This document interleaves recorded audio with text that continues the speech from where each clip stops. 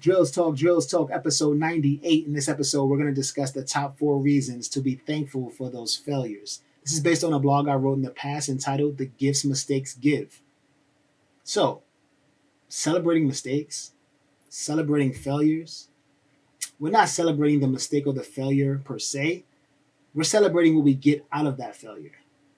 What experiences we got out of that. What else came after those failures? How much better we did right after the mistake or failure, how much better as a person we got, how much better at that skill we got. And we need to understand that mistakes happen, and some of them give great gifts. Sit back, relax, let's discuss.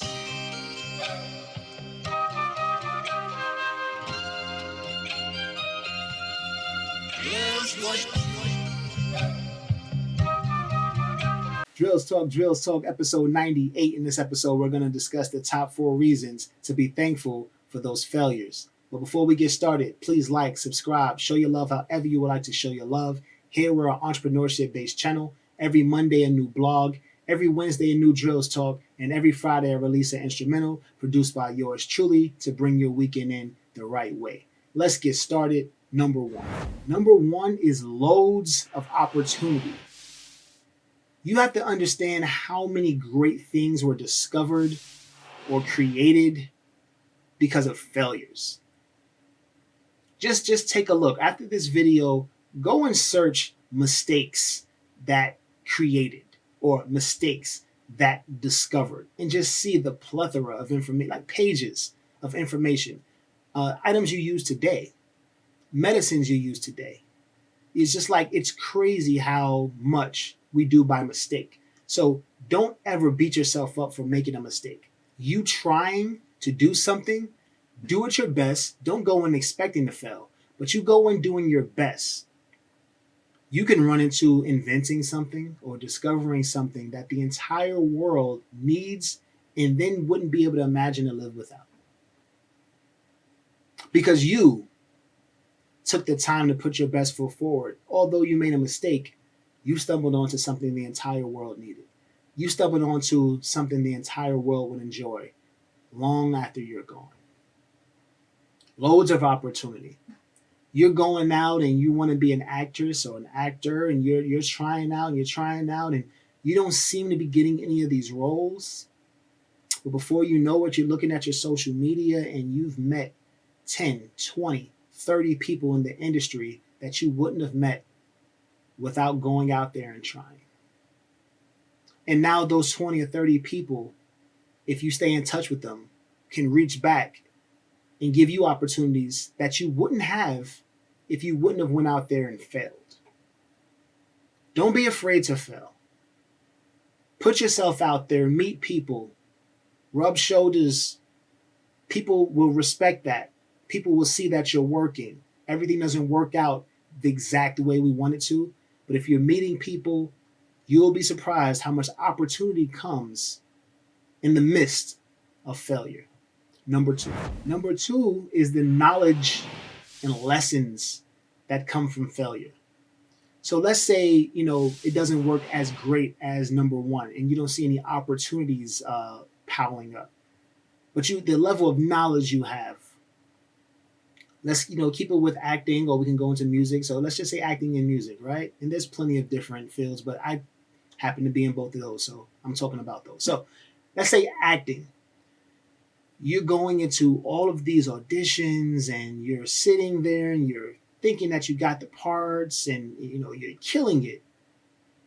But you're doing different things, right? You're doing thrillers, you're doing comedy, you're doing action, you're sad, you're happy, all these different things that you're now learning and being comfortable with portraying, which means that you're going to get better and better, which means that you'll be able to have a more vast expressions when you're trying out for things that maybe don't have a lot of speaking roles, but you can tap into when you were doing such and such for such and such director. They didn't pick you, but that emotion that you had there can really work for this.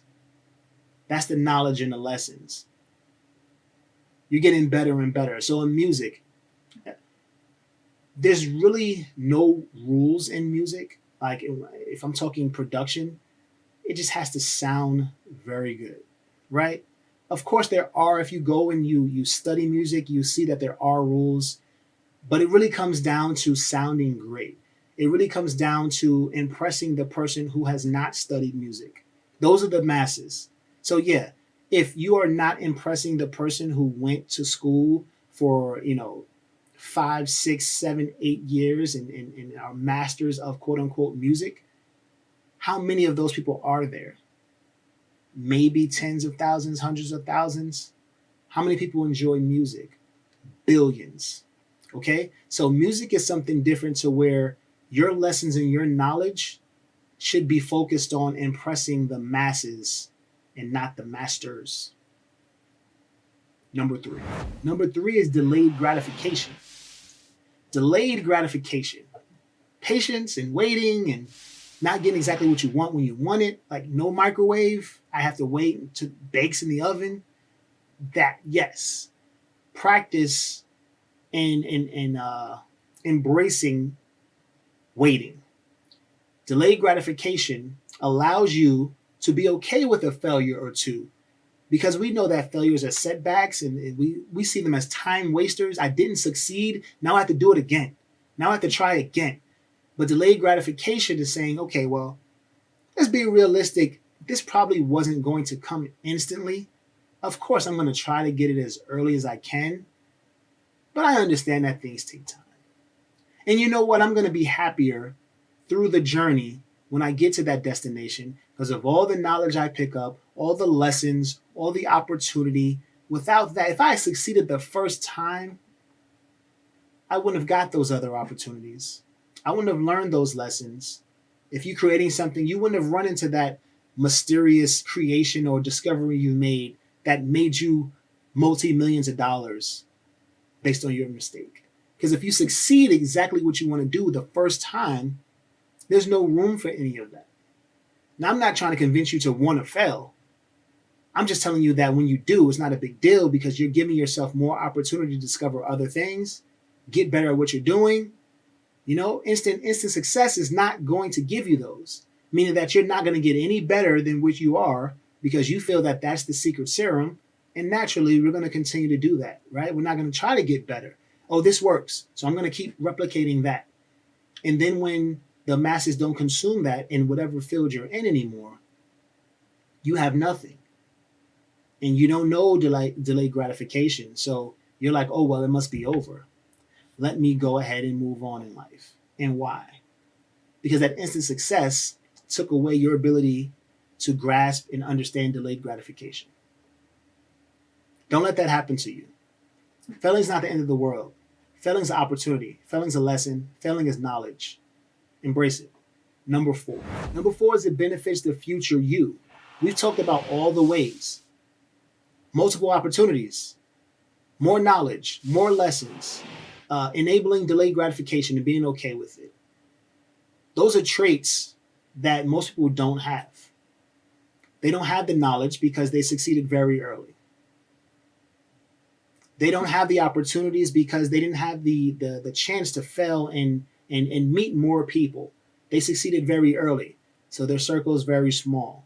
They can't reach out the way you can reach out because you've met people from everywhere. You've met people coming up with you. You met people on the way down when you were going up. You met people at the top when you were on your way. You are in a better situation than the people who succeed immediately. And a lot of us don't succeed immediately, but you're in a better situation than those who succeed immediately and the people who quit. And I'm letting you know right now, those numbers are way higher than you're expecting. The people who quit is the highest. The people who succeed early are very low, but they're not going to be competition for very long because they didn't have the opportunity to get better. They didn't have anything telling them that they needed to get better. They didn't have the opportunity to discover something, maybe like you, if you're making music and you're discovering something that most people are not using and you create a whole entire genre based on the discovery you made, the mistake you made. Maybe you pressed a key and you didn't know how to reverse it. You didn't know how to go back. And now it's just that, but you keep that. You keep that in there. I don't know what I did, but I'm going to keep that in there. And then you eventually you realize what you did and you can replicate that. And then others will try to replicate it. So now people need you, right? Now they want to talk to you. Hey, how do you do this and how do you do that? And here's some money and can you do that for us? Because we tried and we just can't get it. That was the mistake that you made, right? But that mistake is now commonplace in the industry that you're in. And you did that by mistake, but it was a gift that mistake gave you. It's time to really, really embrace those mistakes. They give a lot more than we think. Drills Talk, episode 98. These are the top 4 reasons to be thankful for those mistakes.